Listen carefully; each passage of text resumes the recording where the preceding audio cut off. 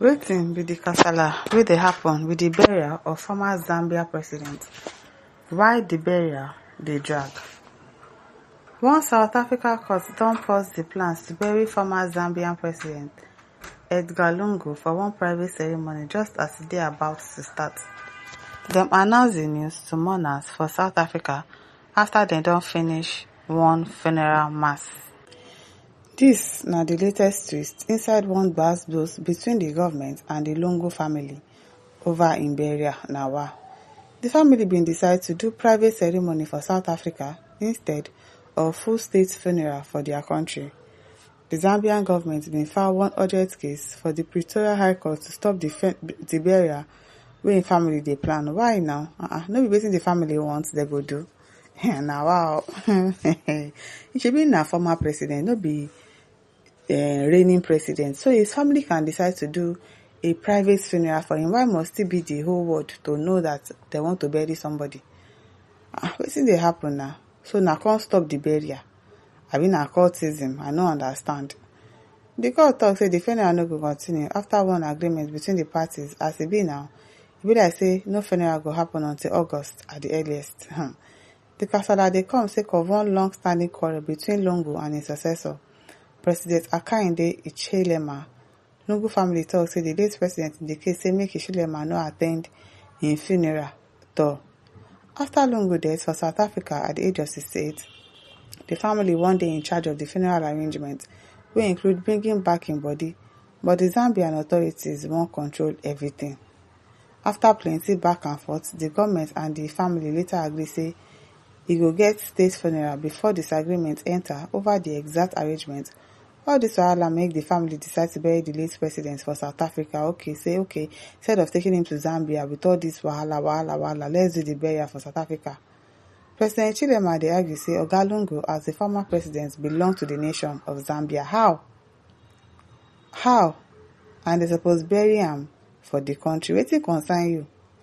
Person say e no wan make you come in burial. E no be the way. If to say him die as a ruling president, of course you could say okay, in burial belongs to the nation. But he's a former president. Wetin concern Nigeria with that one?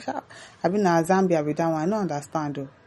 Even na wetin family want na by force. They no want make una spend money. They wan do private ceremony. You say you wan put your mouth. Which kind of wahala be this? For one address, President Hichilema talk say Lungu, as former president, belong to the nation of Zambia, and im body therefore suppose dey buried for Zambia with full honours and no be for any other nation. However, because of the rule, he announced immediate end to the mourning period. He said the country need to resume normal life. The government don do everything possible to engage with the family of our departed sixth president, he talk. I no understand how person go die now for this country. Like a former president go come kpai for this country and they come say make we dey do mourning, or make we no do anything, or make people dey mourn am, or make they give am full honours. Wetin be full honours? Abeg, person wey don kpai o. The national mourning period initially dey run from 8th of June to 14th of June, but they later extend am till 23rd of June because of it, because former president kpai. No be small thing. With flags flying at half-mast and radio stations playing solemn music. President Hichilema and senior officials been ready to receive Lungu coffin with full military honours. However, Lungu family blocked the repatriation of im remains for the last minute. Dem say government go back on the agreement over the funeral plans. Now wow. The current disagreement over Lungu burial highlights the tense relationship between him and his successor, wey play out in life and continue even in death. No be small thing. When Lungu be president, he locked Hichilema up for more than 100 days on treason charges after Hichilema motorcade allegedly refused to make way for am. He bin take the intervention of the Commonwealth before he released Hichilema. 4 years later, and after 5 attempts at presidency, Hichilema defeats Lungu. Okay now. The Pretoria court gave Zambia Attorney General Mulilo the kabesha until 4th of July to submit an amended notice of motion in support of Lungu repatriation to Zambia.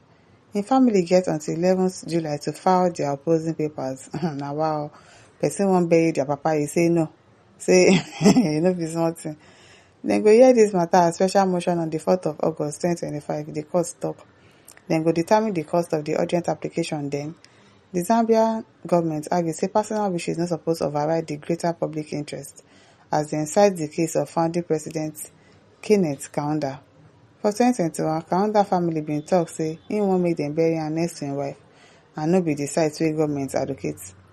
However, the government bin go ahead to bury Kaunda for Embassy Memorial Park for Lusaka. Na wow, and that's not good. If somebody that is dying tell na say dis na the thing wey I want after I don go, na dey do another thing, which kind thing be that?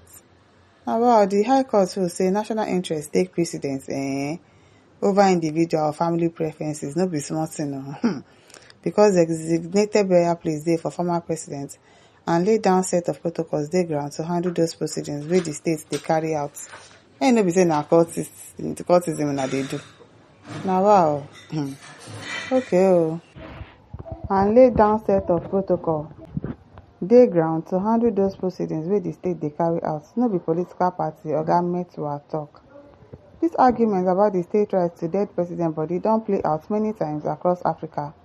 For 2019, Robert Mugabe by nearly 2 years after im former right-hand man, Emmerson Mnangagwa, unseated am as Zimbabwe president.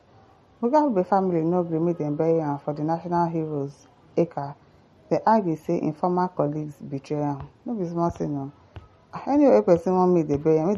Then which one be say e be state, abi be the country burial. So it must be the country wey go bury am. Which kind thing be that? Wow, my people, una no forget to like, share and subscribe. Bye bye.